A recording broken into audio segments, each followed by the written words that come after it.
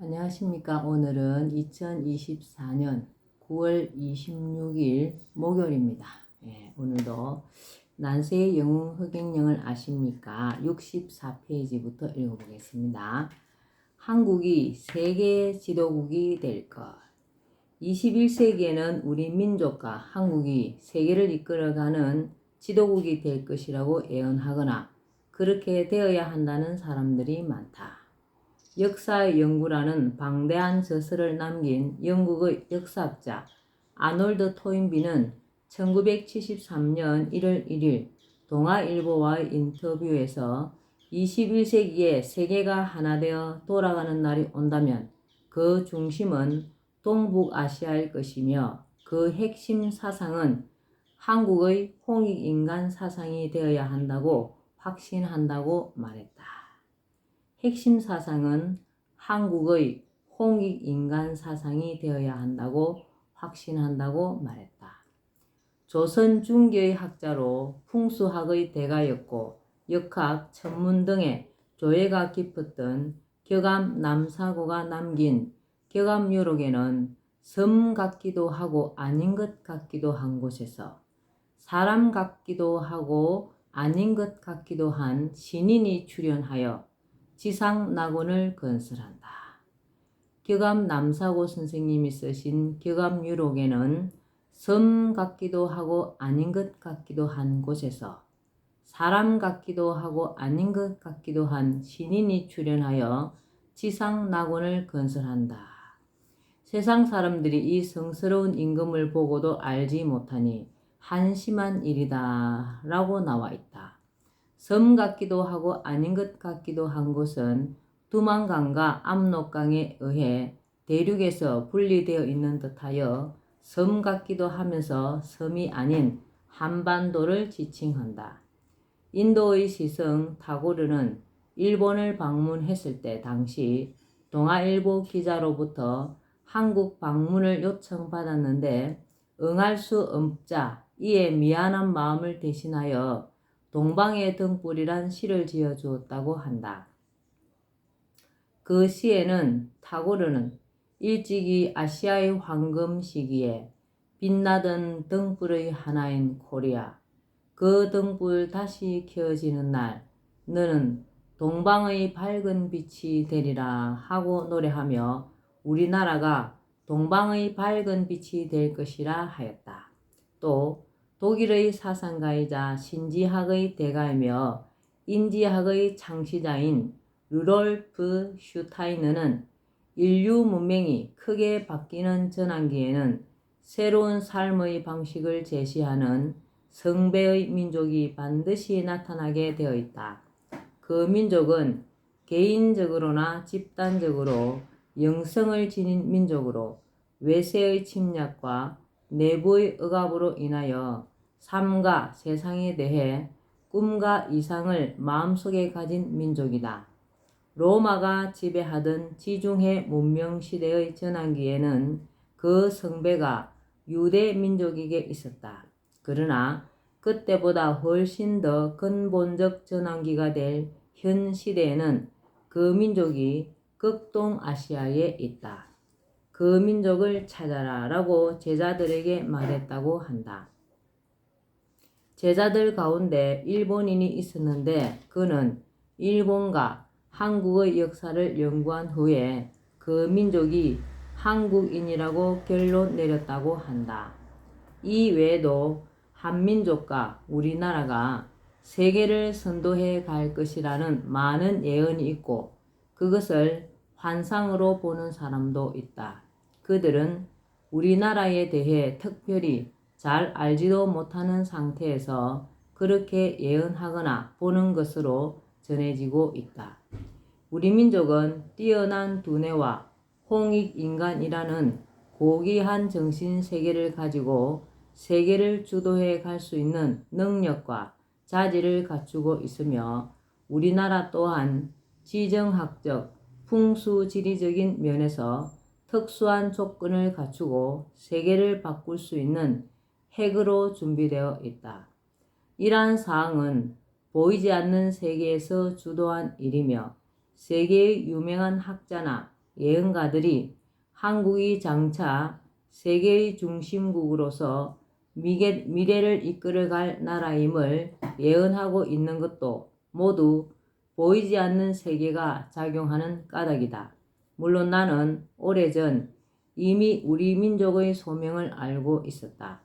그런데 소명을 펼쳐야 할 시기가 지금인 것은 이 시대가 윤리와 도덕이 땅에 떨어지고 동물의 생존 법칙인 약육강식 원리가 인간 세계를 지배하여 그대로 두어서는 아비규환이 될 수 있을 뿐 아니라 인간의 이기심으로 인해 지구 환경이 회복되기 어려운 수준으로 파괴되기 일보 직전에 놓여 있기 때문이다.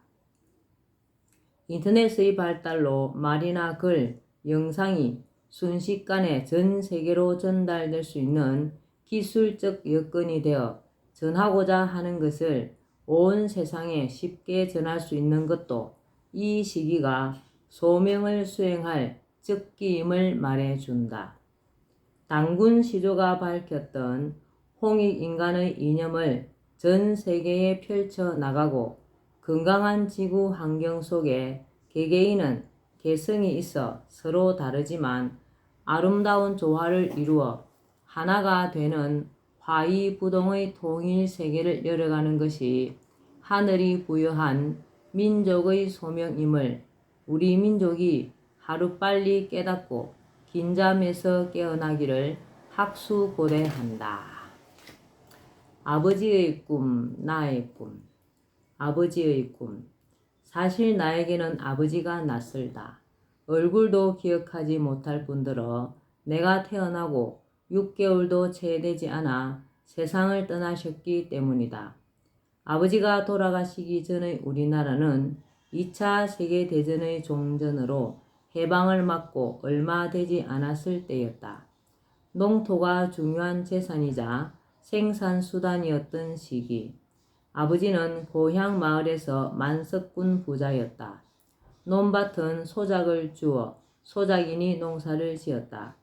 당시 소작농들은 열심히 땀 흘리며 농사를 지어봐야 소출의 절반을 지주에게 내야 해서 보릿고개가 오는 시기쯤이면 한 끼 끼니를 걱정해야 할 정도로 생활이 힘들었다. 아버지는 그런 소작인들을 안쓰럽게 생각하셨던지 그들에게 땅을 나누어 주셨다고 한다.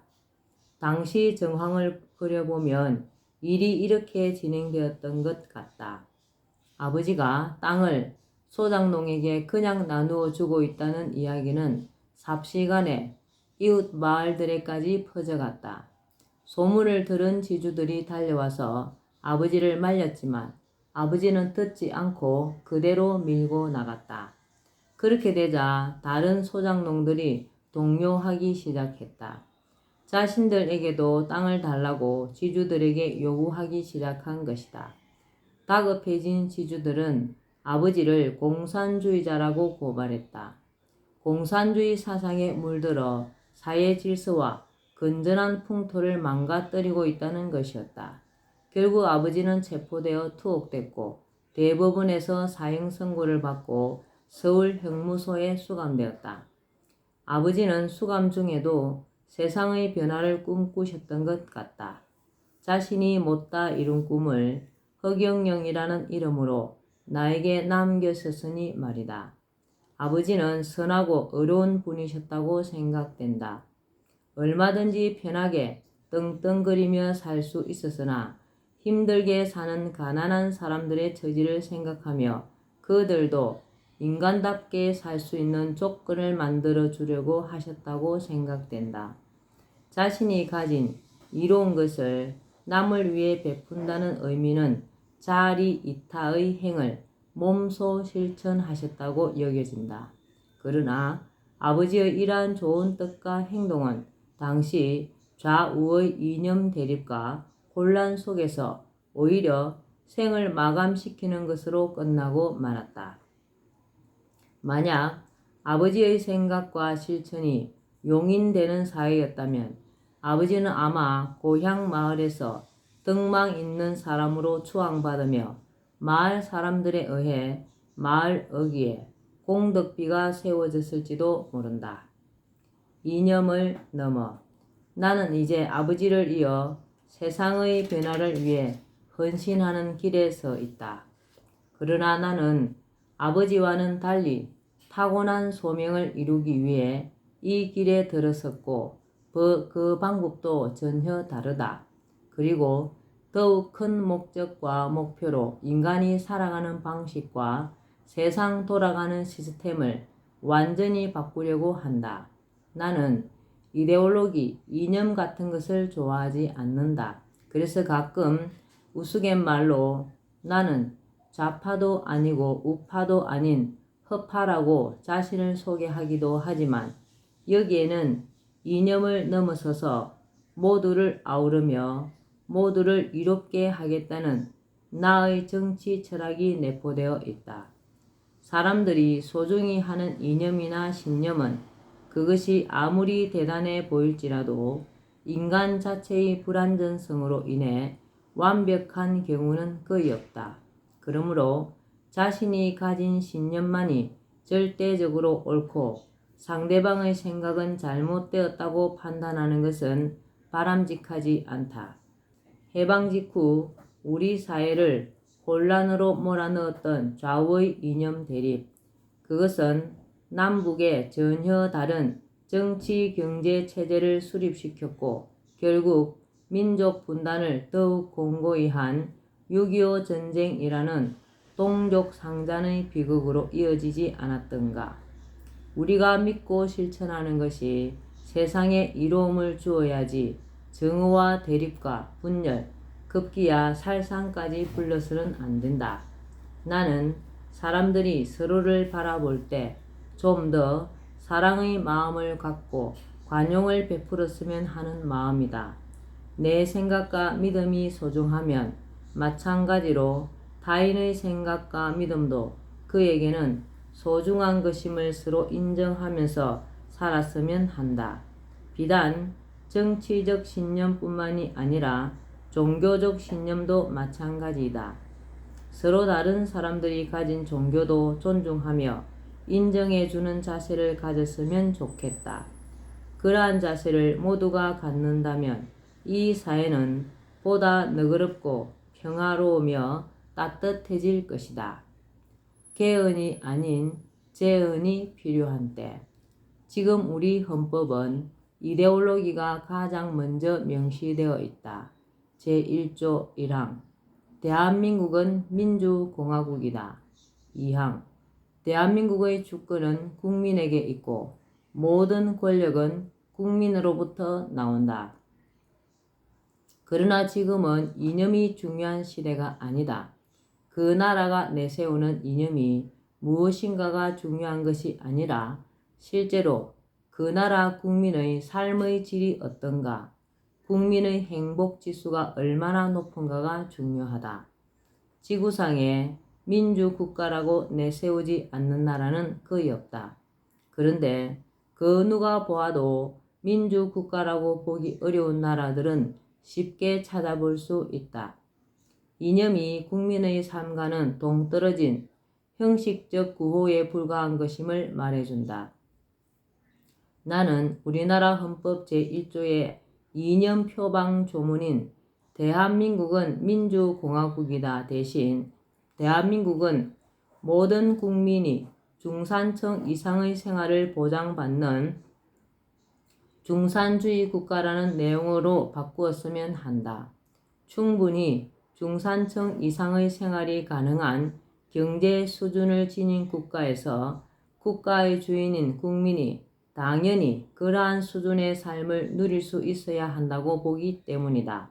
여기서 중산주의 국가란 모든 국민이 제도적으로 중산층 이상의 생활을 보장받을 수 있는 국가를 뜻하는 말로 내가 명명해 본 것이다.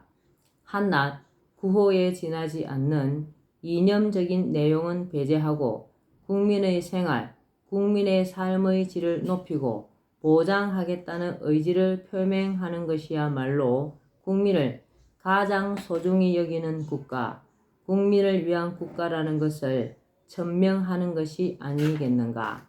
그리고 중산주의 국가가 될 수 있는 기본 조건으로서 대한민국은 주식회사로서 주주인 국민에게 배당금을 지급하고 의식주를 보장한다는 내용이 그 다음으로 들어갔으면 한다.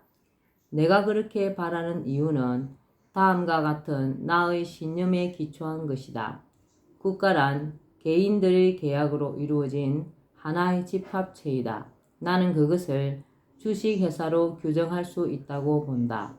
그렇게 되면 구성원인 국민은 주주로서 국가의 실질적인 주인이라고 볼 수 있다. 국민은 대한민국 주식회사의 주주, 국가 최고 지도자인 대통령은 CEO, 공무원은 회사원, 직원이 되는 셈이다. 국가의 총재산은 수천 년에 걸쳐 우리의 선조들과 지금의 우리가 일으키고 축적해온 것이다. 대한민국을 주식회사로 규정하는 것은 단순히 법조문을 바꾸는 문제가 아니다. 대한민국을 주식회사로 규정하는 순간 국가가 해야 할 역할이 달라지고 국민의 행복 추구권이 강력한 실체적 권리가 된다. 회사가 이익을 내면 주주는 당연히 배당금을 받게 되어 있다. 이것이 주식회사의 기본 원리이다. 국가를 주식회사로, 국민을 주주로 규정하면 국가는 당연히 국민에게 배당금을 주어야 한다. 현재 대한민국의 총재산은 대략 7경 원에 이른다. 주주가 5천만 명 정도이니 총재산을 5천만으로 나누면 1인당 약 14억 원 정도의 재산 지분을 갖게 된다. 이 지분은 태어나자마자 할당되며 매매나 양도, 상속, 압류는 불가하다. 그리고 사망과 함께 소멸된다. 국민은 이 지분에 대하여 일정 나이가 되면 배당금을 받을 수 있다. 헌법에 민주공화국이라고 명시해 놓은들 실제로 국민이 진정한 주인 대접을 받지 못한다면 무슨 소용이겠는가. 사실 지금까지는 아무리 국가의 경제 규모가 커지고 세수가 늘어도 코로나19와 같은 재난을 당한 경우 외에는 세수 중의 일부라도 국민 전체에게 당연한 지급금으로 들어온 적이 없었다. 국가를 주식회사로, 국민을 주주로 규정하여 배당을 해줄 때 국민은 명실상부한 주인이다. 국가를 국민에게 중산층 이상의 생활을 보장하는 주식회사로 규정하면 헌법의 기타 조항도 바뀌어야 한다. 결국 개헌 정도로는 안 되고 재헌 수준으로 헌법이 바뀌어야 할 것이다. 재헌의 내용 가운데는 국가가 국민에게 배당을 주는 주식회사라는 것과 이에 국가는 차질 없이 주식회사로서의 역할을 수행할 수 있어야 하므로 그것을 가능하게 해주는 조항들이 들어가야 할 것이다. 또 재헌헌법에 맞추어 신속히 법률 개정도 이루어져야 할 것이다.